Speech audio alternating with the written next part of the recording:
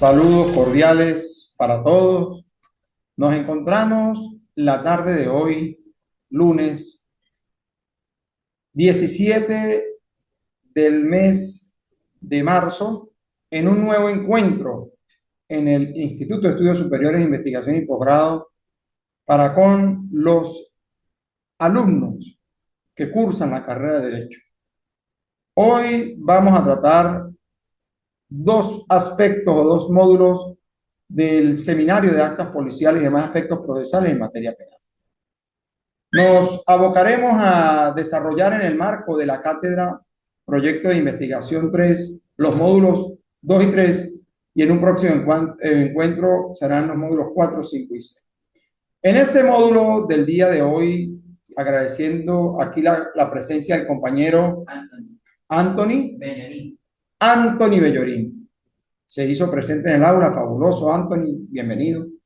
Y para quienes estén en línea a través de la telemática, paso a señalar que hoy vamos a tener el tratamiento de los aspectos de procedencia y conducción del proceso penal en el marco del módulo 2 de la cátedra de Proyecto de Investigación 3, que como dije antes se refiere a las actas policiales y demás aspectos procesales en materia penal. En esta cátedra nosotros vamos a ver o estamos viendo temas propios del derecho procesal penal y de la actuación policial.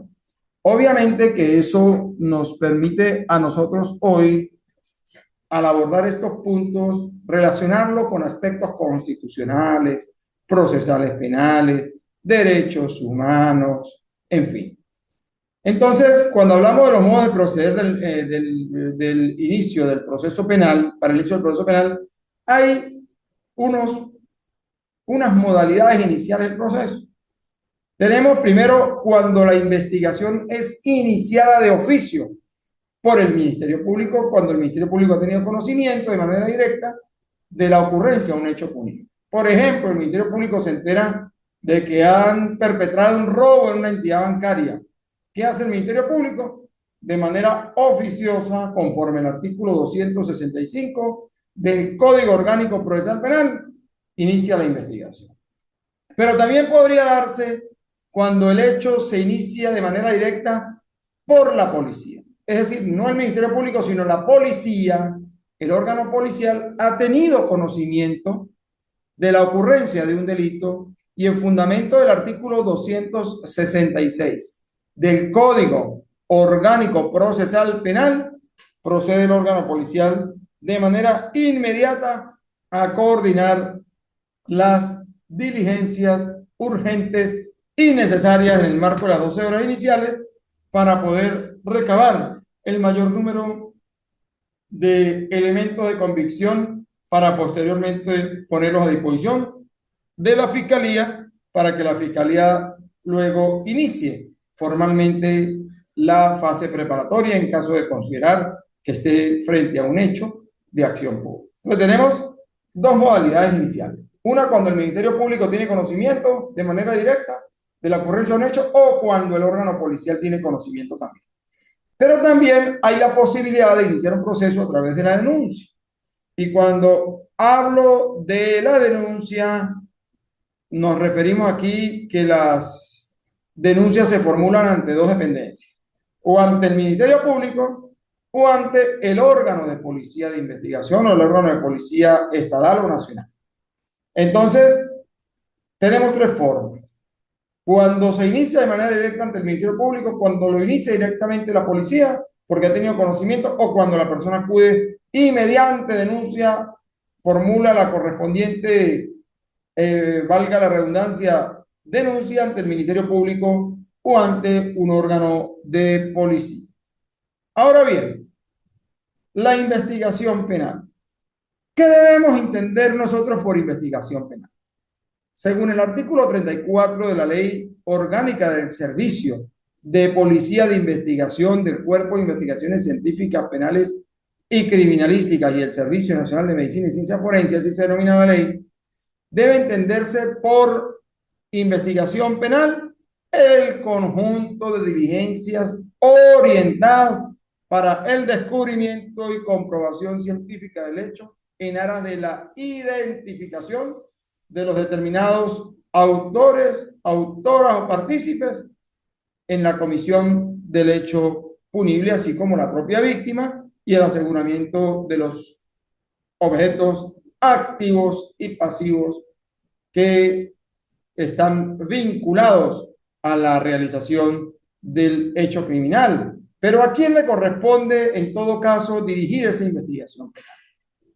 Una vez que el órgano policial ha recibido la denuncia o ha tenido conocimiento del hecho y lo ha enterado al Ministerio Público y el Ministerio Público recibe esas actuaciones y considera que hay un delito de acción pública, ¿a quién le corresponde conocer? ¿A quién le corresponde dirigir la investigación? Al fiscal del Ministerio. El titular de la acción penal en Venezuela en los delitos de acción pública es el Ministerio Público. Y en fundamento del artículo 285 constitucional, además del 111 del Código Orgánico Procesal Penal, le corresponde pues exactamente dirigir la investigación. Ahora, cuando hablamos de órganos de investigación penal, de acuerdo al Código Orgánico Procesal Penal, ¿cuáles son esos órganos? ¿Cuáles? Bueno, son aquellos a los que la ley le acuerde tal carácter. Y esos organismos están conformados por funcionarios que deben cumplir con la tarea investigativa, funcionarios policiales que deben cumplir con la tarea investigativa establecida en el Código. Y es que el artículo 113 del Código Orgánico Procesal Penal así lo dispone, pero el 114 prevé las facultades y dice que corresponde a las autoridades de policía de investigaciones penales la práctica de las diligencias conducentes a la determinación de los hechos punibles y a la identificación de los autores, autoras o partícipes bajo la conducción de ¿quién? Del fiscal del Ministerio Público. Bueno, avanzamos. Cuando el hecho punible ha sido conocido de manera directa por el órgano policial, ojo, por ejemplo, la policía hace un patrullaje preventivo en la séptima avenida de la ciudad de San Cristóbal del centro y observa que una persona arrebata el teléfono celular a una dama y emprende veloz carrera. Y resulta que la policía inicia la persecución por el clamor público y logra darle alcance al sujeto, encontrando en su poder, en presencia prácticamente de la víctima como testigo directo y víctima a la vez, o de testigos presenciales, que él tenía el teléfono que minutos antes había arrebatado a su víctima. Entonces, si ellos tienen el conocimiento directo por actuación inmediata de ellos, ¿verdad? Los funcionarios tienen hasta 12 horas para cumplir las diligencias urgentes y necesarias, conforme lo dispone el artículo 266 del Código Orgánico Procesal Penal. Y es que esas diligencias urgentes y necesarias, ¿a qué van dirigidas? ¿A qué? A identificar y ubicar los autores y partícipes del hecho punible, así como el aseguramiento de los objetos activos y pasivos relacionados con la perpetración del delito. Es una tarea fundamental. En la medida en que el órgano policial, en el marco de esas 12 horas, logre cumplir con las diligencias urgentes y necesarias, tendremos un avance del caso significativo para cuando el fiscal reciba las actuaciones, porque ya después de las 12 horas solo puede actuar el órgano con directrices directas del fiscal. Es decir, tiene el órgano policial hasta 12 horas para poder actuar al margen de la fiscalía, pero en el cumplimiento de las diligencias urgentes y necesarias. Ya luego tiene que participarle al fiscal una vez a las 12 horas y el fiscal a partir de allí dirigirá las actuaciones que debe cumplir. Entonces, con eso no les quiero decir a ustedes que hay que dejar agotar las 12 horas. Puede perfectamente el órgano policial participar a la quinta hora, a la tercera hora, a la primera hora, para coordinar de mejor manera las actuaciones que deba desarrollar el órgano policial. ¿A qué se debe que el titular de la acción penal sea el Ministerio Público? Bueno, se debe al fundamento constitucional.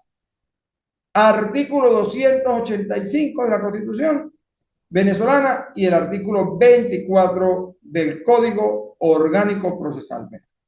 Y es que la Fiscalía posee amplias atribuciones.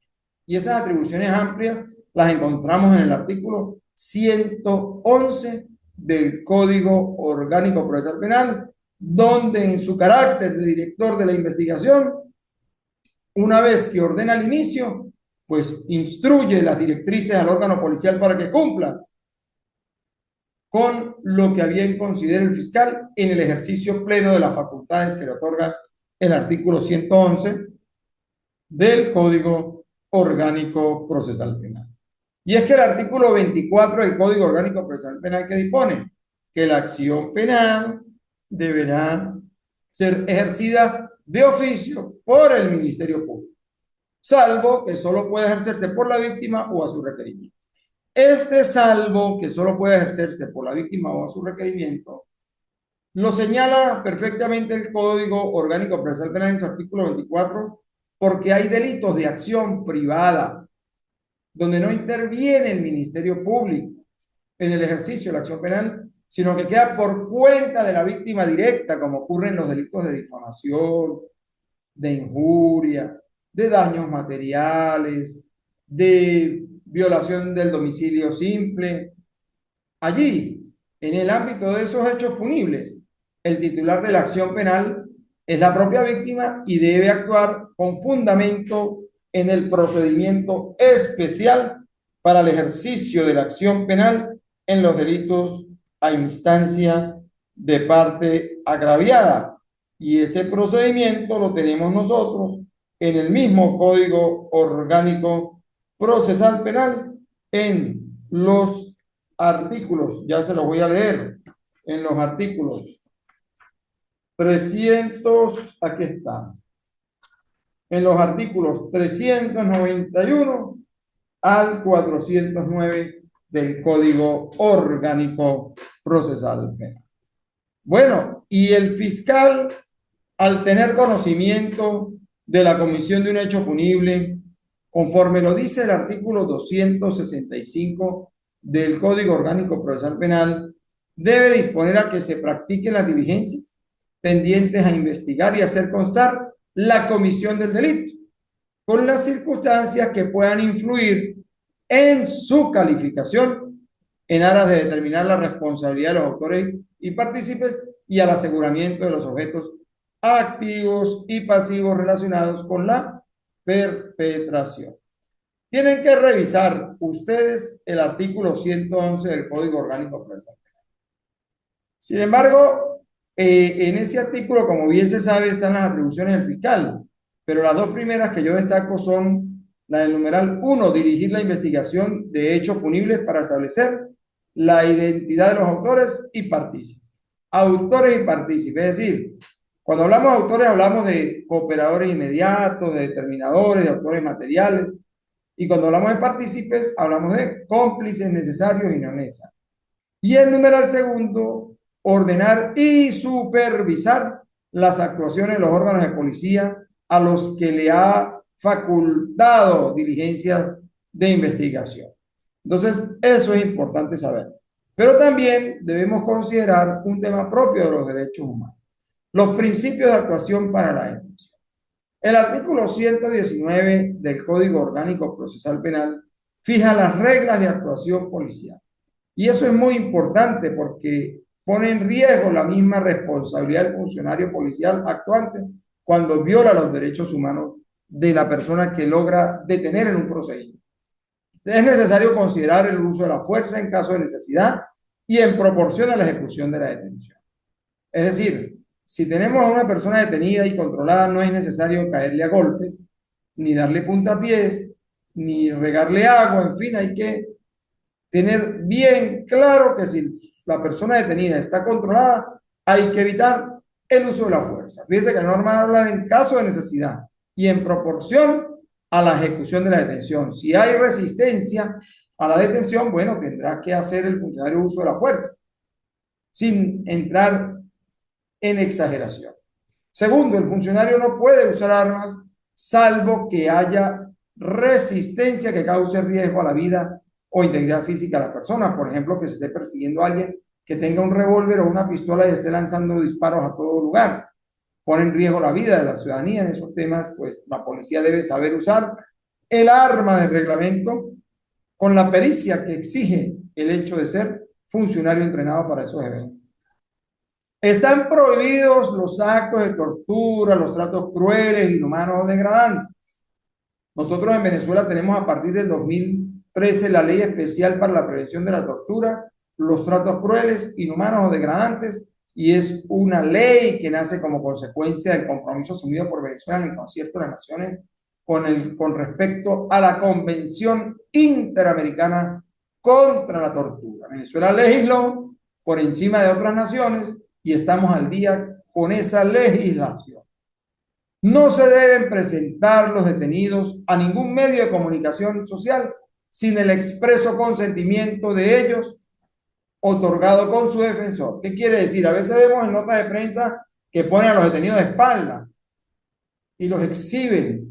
Y más allá de que le tapen el rostro, pudiésemos contaminar un eventual reconocimiento en fila de personas.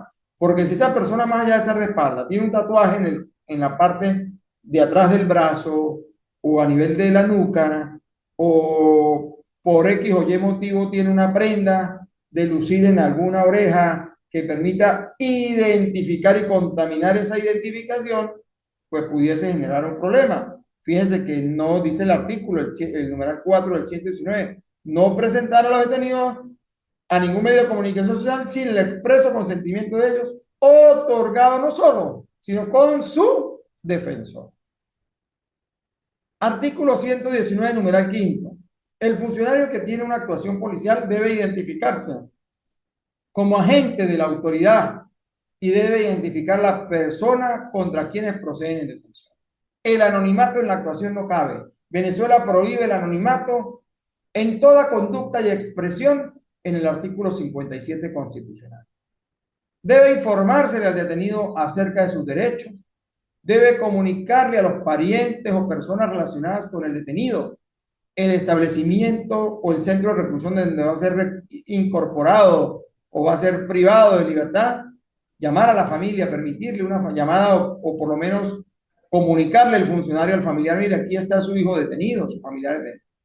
Y hay que asentar en un acta inalterable el lugar, el día y la hora en que se ha producido la detención de la persona.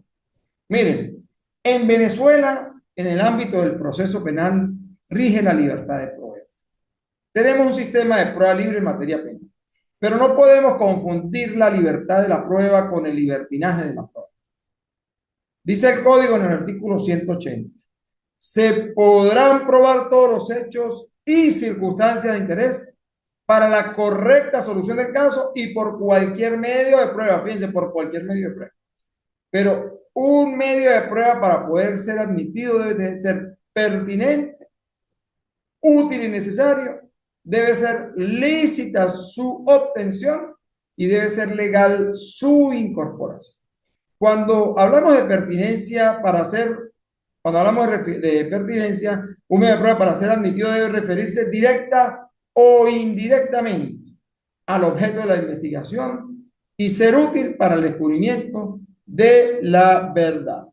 Entonces, de allí que nosotros tengamos que tener bien claro que no toda prueba o todo objeto o todo testimonio, todo relato pueda ser considerado prueba si ha sido obtenido de manera ilícita. Por ejemplo, un testigo obligado a decir lo que no vio bajo amenaza de daño.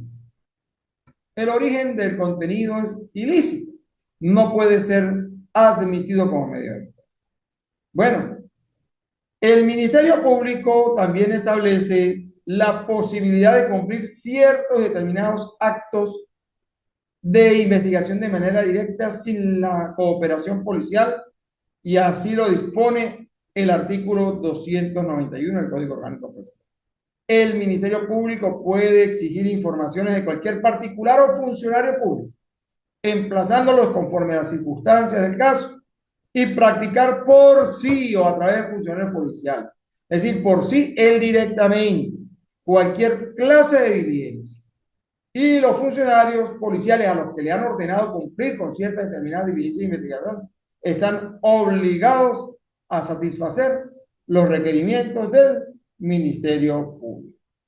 También tenemos nosotros la figura de la prueba anticipada en el artículo 289 del Código Orgánico Procesal Penal, y normalmente eso ocurre en casos de personas con enfermedades terminales o que se trate de un acto cuya reproducción resulta sumamente difícil. Y dice el artículo 289, cuando sea necesario practicar un reconocimiento, una inspección, una experticia que por su naturaleza y características deban ser considerados como actos definitivos e irreproducibles, o cuando deba recibirse una declaración de una persona que tenga alguna enfermedad o tenga algún obstáculo difícil de superar y que no podrá, pues, en consecuencia, garantizarse su presencia en juicio, pues habrá que tomar esa declaración como prueba anticipada ante un juez de control en presencia del sujeto activo, en este caso el imputado, la víctima, de no haber imputado aún, pues suplirá esa ausencia de un defensor público en aras de el equilibrio frente a una eventual imputación futura.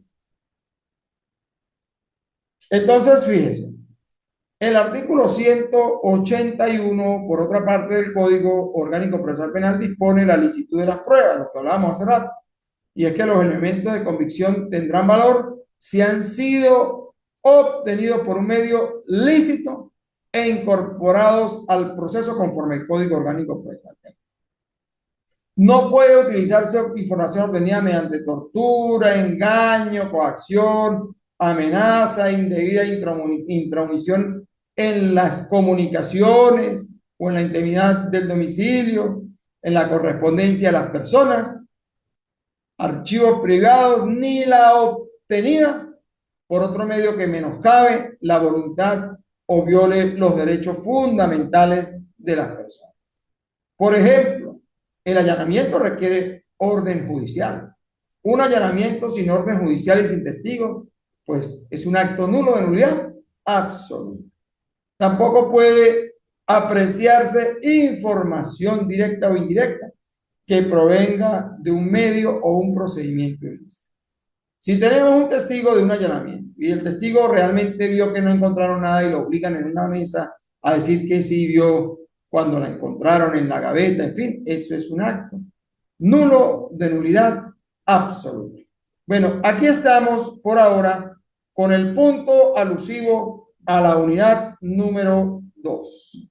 Vamos a buscar información de la unidad número 3 para avanzar con el tema de las actas policiales. ¿Alguna pregunta, Bellorín?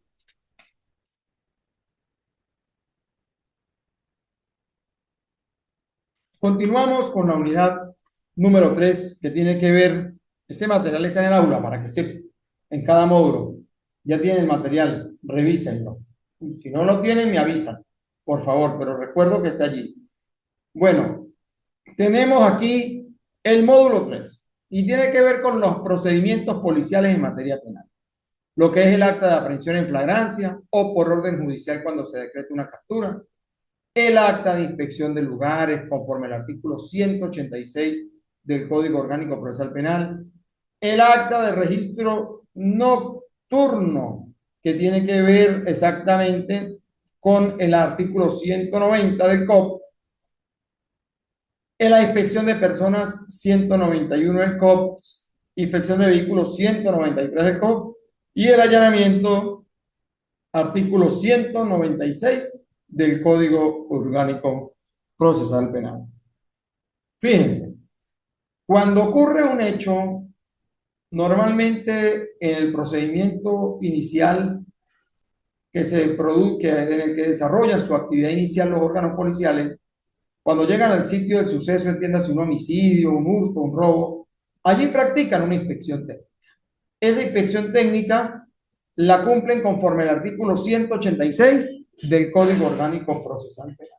Allí que buscan comprobar el estado de los lugares, cosas, rastros y efectos materiales que existan y sean de utilidad para la investigación del hecho o la individualización de los autores o partícipes de ese hecho. Así está en el artículo 186. ¿Y qué es necesario para que la inspección se haga bien? Hay que levantar un informe debidamente detallado, donde fijen los elementos y si fuere posible se recogerán y conservan los que resulten útiles. Ahora, si el delito no dejó rastros materiales o si estos desaparecieron o fueron alterados, se va a dejar claro allí y bien descrito. También tenemos los registros nocturnos. La inspección técnica es el 186 del sitio del suceso o del hallazgo de la evidencia. Ya el artículo 190 se refiere a los registros nocturnos. Esos registros nocturnos son los lugares, si se quiere, el registro de los lugares cerrados, aunque sean de acceso al público, podrán ser practicados también en horario nocturno, dejando constancia en el acta de algunos supuestos. Fíjense, en las tascas, las discotecas, los restaurantes nocturnos, pueden perfectamente ser objeto de inspección en fundamento del artículo 190 del Código Orgánico Procesal Penal, ¿verdad? Y esos lugares de acceso al público, pues, se deben encontrarse, por supuesto, comúnmente abiertos durante la noche y en un caso grave que no admita demora, pues perfectamente puede ingresar el órgano policial y practicar la inspección correspondiente con presencia de testigos, normalmente para evitar malas actuaciones policiales, evitar los avisos, los excesos, los abusos policiales. También es posible, conforme el artículo 196, numeral primero del Código Orgánico Procesal Penal, cumplir ese registro nocturno para impedir la perpetración o continuidad del delito. Si se sabe que dentro del lugar existe la venta ilícita de sustancias estupefacientes y psicotrópicas, pues perfectamente se puede ingresar sin orden judicial, practicar el registro nocturno y dependiendo del hallazgo, pues acreditar de manera justificada la actuación, claro está, siempre con presencia de testigos. En el caso en que el interesado o su representante preste su consentimiento expreso, por ejemplo, si llega a la comisión y dice, mire, queremos practicar una inspección en esta discoteca, y el dueño del centro nocturno diga, no hay ningún inconveniente, perfectamente pueden ingresar, bueno, igualmente es viable, y también por orden escrita del juez, si es que el juez plantea la posibilidad de autorizar tal registro por vía de un allanamiento, pero siempre con la presencia de testigos. También tenemos la inspección de personas, y es que la inspección de personas la encontramos dispuesta en el artículo 191 del Código Orgánico Procesal. La policía puede inspeccionar personas. A una persona la pueden perfectamente inspeccionar, pero deben cumplir con unos requisitos para materializar esa inspección. Primero, debe existir un verdadero motivo que sea suficientemente válido para presumir que esa persona oculta objetos relacionados con un hecho punible, bien sea entre sus ropas, pertenencias o adheridos a su cuerpo. Ropas es la ropa que lleva puesta, en la chaqueta, en el bolsillo de la camisa, en el bolsillo del pantalón, en fin. Pertenencias. ¿Qué debemos entender por pertenencias? Un bolso, un maletín, una bolsa. ¿Qué debe y qué entendemos por adheridos a su cuerpo? Hay personas que embalan sobre su cuerpo algunos productos como el cobre o la misma droga o el arma de fuego o el arma blanca. Pero antes de proceder a la inspección, el funcionario actuante debe advertir a la persona que va a ser objeto de inspección la sospecha que tiene de él y del objeto que presume tener esta persona. Le va a decir, por favor, exhíbame lo que tiene usted si es que posee algún arma. Y la policía siempre procurará, si las circunstancias lo permiten, hacerse acompañar de dos testigos. Fíjense, esa palabra es importante. Siempre que las circunstancias lo permitan. Ahora, pudiese ser que no lo permitan las circunstancias porque sea un sitio desolado, de noche o peligroso. ¿Qué hacer en esos casos? Bueno, si no hay testigos, porque las circunstancias no lo permiten, pues dejar constancia en el acta policial de que la inspección de personas se hizo sin la concurrencia de testigos por ese motivo. Igual ocurre en el tema de la inspección de vehículos conforme al artículo 193 del Código Orgánico Procesal Penal.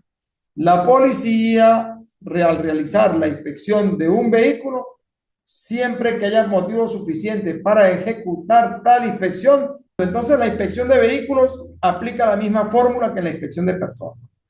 Se realiza el mismo procedimiento, pero hay que hacer la advertencia previa en el acta policial de lo que exige el artículo. Advertencia previa a la persona que conduce o que ocupa el vehículo sobre la sospecha de que pueda tener algo. Y si ocurre la inspección sin testigos, justificar por qué no había testigos. Porque si no se justifica la ausencia de testigos, pudiese ser objeto de nulidad esa actuación policial, para que no sepa. Por un tema de garantismo del proceso. Fíjense como dice el código, si las circunstancias lo permiten, podrá hacerse con dos testigos. Es decir, si las circunstancias lo permiten, trate de hacerlo con dos testigos. Si las circunstancias no lo permiten por una hora altísima, de altísima nocturnidad, por desolado del lugar o por cualquier otro motivo, ninguna persona de ese barrio malísimo quiere ser testigo, deje constancia en el acta que se hizo sin testigos por ese motivo y salva el procedimiento. Pero hay que hacerlo. Si no lo hacen, cometen un gravísimo error.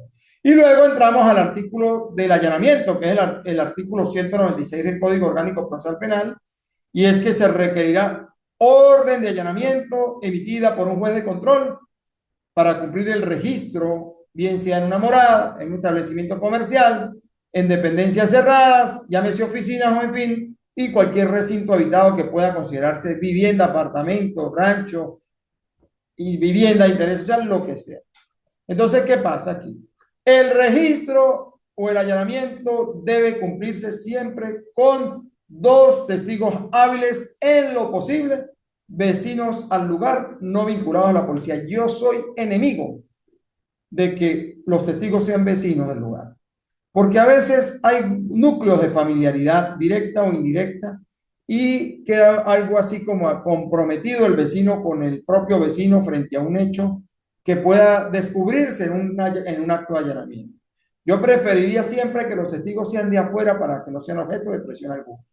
Ahora, si se trata de un proceso penal ya iniciado, como ocurre en violencia de género, donde dan medidas cautelares y el hombre está en libertad con medida cautelar por una amenaza y se produce una reincidencia del delito, reincide el sujeto activo con otro hecho de violencia y hay que allanar para entrar a buscar el bate o el arma con la que sigue amenazando a su víctima. Como ya hay un imputado en ese proceso, si es posible y por cuanto no está el defensor con él al momento del allanamiento, pedir que otra persona observe la actuación al margen de los otros dos testigos. Es decir, serían tres testigos. Entonces, el allanamiento requiere orden judicial, pero también hay unas excepciones que habilitan el allanamiento sin orden judicial y están en el numeral 1 y 2 del artículo 196 del Código Orgánico Procesal Penal y es para impedir la comisión de un delito o cuando se trate del imputado a quien se persigue para su aprehensión. Entonces, cuando se produzca el allanamiento sin orden, hay que dejar constancia en el acta de por qué se hizo el allanamiento sin orden judicial. Y cuando hablamos para impedir la perpetración de un delito, nos referimos a que pudiese estarse produciendo un secuestro de una persona dentro de una vivienda que tiene meses secuestrada y sabemos que está allí.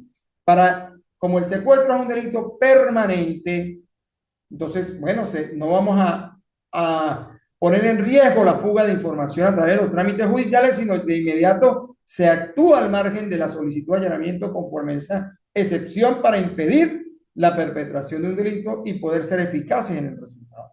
O cuando se trate del imputado a quien se persigue para su aprehensión en una flagrancia, el sujeto despoja a una víctima de un objeto y corre y se refugia en un recinto ajeno y la policía se ve en la obligación de ingresar para sacar ese sujeto de ahí. O porque el sujeto tenga orden de captura y sepamos que se metió en una vivienda que no le corresponde como habitación propia y es necesariamente sacada de ese lugar por razones de inmediatez para evitar que la persona pueda evadir el llamamiento que tiene sobre él a través de una orden judicial legalmente emitida.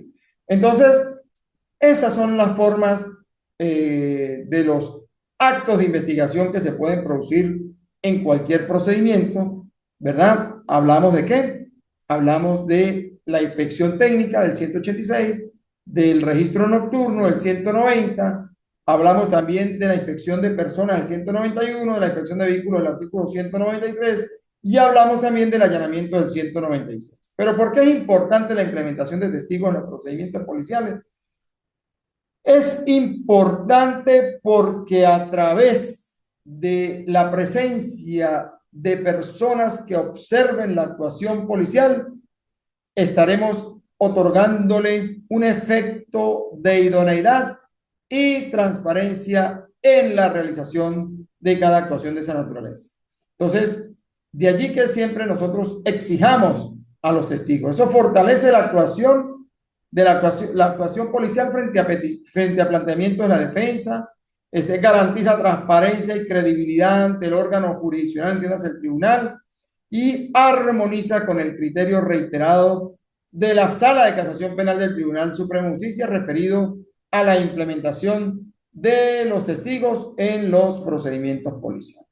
Mire, cuando quieran revisar los requisitos del acta policial, revisen el artículo 153 del Código Orgánico Procesal Penal. En el material que está en el aula podrán ver los pasos para la elaboración de un acta policial, ¿verdad? Y el encabezado del ejemplo propio de lo que es el inicio de un acta policial.